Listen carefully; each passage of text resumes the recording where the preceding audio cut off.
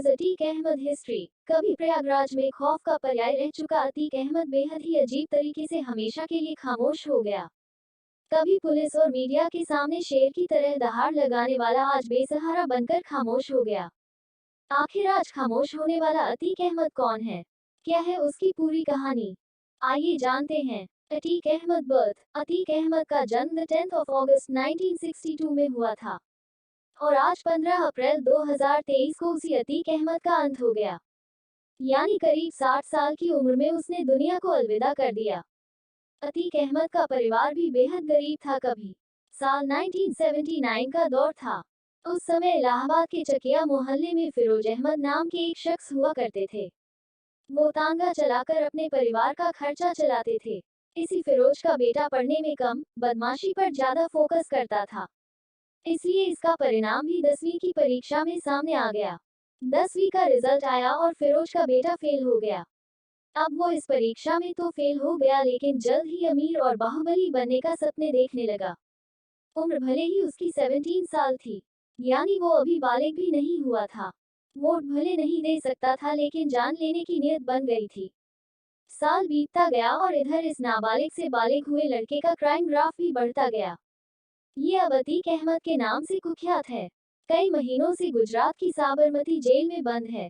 हत्या, अपहरण, मर्डर के प्रयास समेत दर्जनों मामले इस पर दर्ज हैं। अब इसके नाम की चर्चा इलाहाबाद से प्रयागराज बने शहर में उमेश पाल की हत्याकांड में हो रही है। पुलिस ताबड़तोड़ एनकाउंटर कर रही है, लेकिन इसका मास्टरमाइंड खुद जेल में बंद है। उस मास्टरमाइंड अतीक अहमद की आखिर क्या है पूरी कहानी? आइए जानते हैं। अतीक अहमद कहानी। अतीक अहमद कैसे बना बाहुबली डॉन? कैसे अपराध से राजनीति की दुनिया में आया? इसे पूरा समझने के लिए चलते हैं अब से करीब साल 1987 के आसपास की बात है। इलाहाबाद शहर में चांद बाबा का दौर था। उसके नाम से लोगों के मन में खौफ पैदा हो जाता था। क्या नेता और क्या कारोबारी, सभी चांद बाबा के नाम से ही खौफ खाते थे। आलम यह था कि पुलिस और नेता इस चांद बाबा को मारना तो चाहते थे, लेकिन हिम्मत किसी में नहीं थी। अब 2 साल का वक्त गुजरा और अतीक अहमद का दबदबा बढ़ने लगा, लेकिन कोई बड़ी पहचान नहीं थी। अब पहचान बड़ी करनी थी तो धमाका भी बड़ा होना चाहिए था। सो अतीक ने वही किया। इलाहाबाद के सबसे बड़े डॉन यानी बाहुबली का पता लगाया। तब पता चला 1989 में चांद बाबा का बड़ा नाम है। फिर उसी चांद बाबा की अतीक अहमद ने सनसनीखेज तरीके से हत्या कर डाली। अब जिस चांद बाबा से पुलिस और बड़े बड़े नेता खौफ खाते थे, उसी का बेखौफ अंदाज में मर्डर कर दिया गया। कत्ल करने वाला अतीक अहमद अब खुद सबसे बड़ा बाहुबली बन गया। इसके बाद अतीक ने कभी पीछे मुड़कर नहीं देखा। साल बदलते गए और बड़े बड़े नाम उसकी क्राइम लिस्ट में जुड़ते गए। साल 2002 में नसन की हत्या। साल 2004 में देश के जाने माने बीजेपी नेता और मंत्री रह चुके मुरली मनोहर जोशी के सबसे करीबी नेता अशरफ की हत्या। फिर 2005 में नए नए विधायक बने राजूपाल की हत्या कराकर अतीक अहमद यूपी की सियासत से लेकर जरायम की दुनिया में छा गया। जुर्म से सियासत की दुनिया का सफर, जुर्म की दुनिया से सियासत में कदम रखने की भी अतीक अहमद की बड़ी कहानी है। 1989 में चांद बाबा की हत्या से जब पुलिस और बड़े बड़े नेता में खौफ पैदा हो गया, तो आम जनता क्या चीज थी? अब अतीक अहमद का खौफ लोगों के जेहन में उतर आया, पर पुलिस भी अतीक के पीछे पड़ गई। लेकिन अतीक तो अतीक था, वो कहाँ पीछे रहने वाला था। अब एक कदम और आगे बढ़कर वो सियासत की दहलीज पर पहुंचने में जुट गया। लेकिन वो सियासत के गलियारों में घूमने की जगह सीधे मंजिल पर चढ़ने की चाहत रखने वालों में था। इसलिए साल 1989 में ही उसने राजनीति में जोरदार एंट्री करता है। इलाहाबाद की पश्चिमी सीट से विधायकी का चुनाव लड़ता है, वो भी निर्दलीय, क्योंकि वो जानता था कि उसे किसी पार्टी की जरूरत नहीं। मेरे नाम का सिक्का अब चल चुका है, बस इंतजार उस वक्त का है जब ऐलान हो हमारी जीत का। और वो दिन भी आ गया जब अतीक अहमद की जीत पर मुहर लगी। बाकायदा चुनाव अधिकारी ने ऐलान किया, अतीक अहमद भारी अंतर से चुनाव जीते। फिर जिले के डीएम ने शपथ दिलाई। अब कल तक गैंगस्टर मर्डर केस में पुलिस के लिए नाक में दम करने वाला अतीक अब विधायक बन चुका था।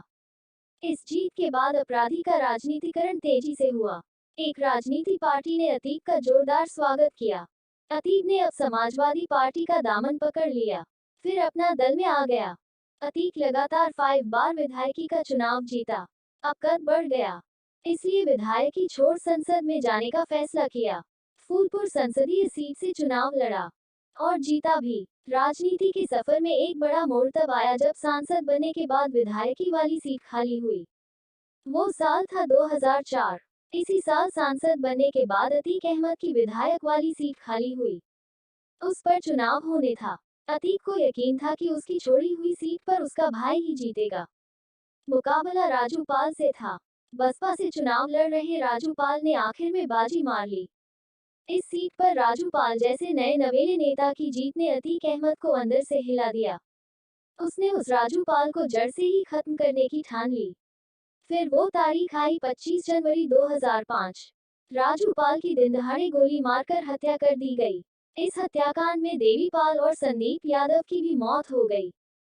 इस हत्याकांड में सीधे तौर पर उस समय के सांसद अतीक अहमद और उनके भाई अशरफ का नाम सामने आया। अब अतीक अहमद का जुर्म की दुनिया में नाम और बढ़ गया, क्योंकि उसका मुकाबला करने की हिम्मत अब कोई नहीं कर सकता था। यहाँ तक कि जज भी हिम्मत नहीं जुटा पा रहे थे। जब 10 जज अतीक की जमानत पर फैसला देने से खुद ही कांप गए थे। वाकया है साल 2012 का। उस समय तक अतीक अहमद जेल में बंद था। चुनाव लड़ने के लिए उसने इलाहाबाद हाई कोर्ट में जमानत के लिए अर्जी दी, लेकिन उसका खौफ ऐसा था कि हाई कोर्ट के 1 या 2 नहीं बल्कि कुल 10 जज फैसला लेने से ही डर गए। इन 10 जजों ने केस की सुनवाई से ही खुद को अलग कर लिया। अब आगे भी कुछ कम खौफ नहीं था। 11वें जज ने सुनवाई तो की, लेकिन फैसला अतीक अहमद के पक्ष में ही दिया, यानी अतीक अहमद को जमानत मिल गई। अब जेल से बाहर आकर अतीक अहमद ने चुनाव तो लड़ा, लेकिन उसका दबदबा अब पहले जैसा नहीं रहा था। वो चुनाव हार गया और हराने वाला कोई और नहीं, वही राजू पाल की पत्नी पूजा पाल थी, जिसकी 2005 में हत्या कराने के जुर्म में अतीक अहमद जेल में बंद था। इसके बाद 2014 के लोकसभा चुनाव में फिर से अतीक अहमद चुनाव लड़ा, लेकिन इस बार इलाहाबाद से नहीं बल्कि श्रावस्ती से। पार्टी थी समाजवादी पार्टी, लेकिन हार का ही सामना करना पड़ा। उस समय बीजेपी के नेता ददन मिश्रा ने चुनाव जीत लिया था। इस तरह बाहुबली अतीक अहमद का कद लगातार गिरता गया, लेकिन एक बार फिर से अतीक अहमद यूपी की सियासत और अपराध दोनों की दुनिया में चर्चा में आ गया था। लेकिन आज 15 अप्रैल को अतीक का अंत हो गया।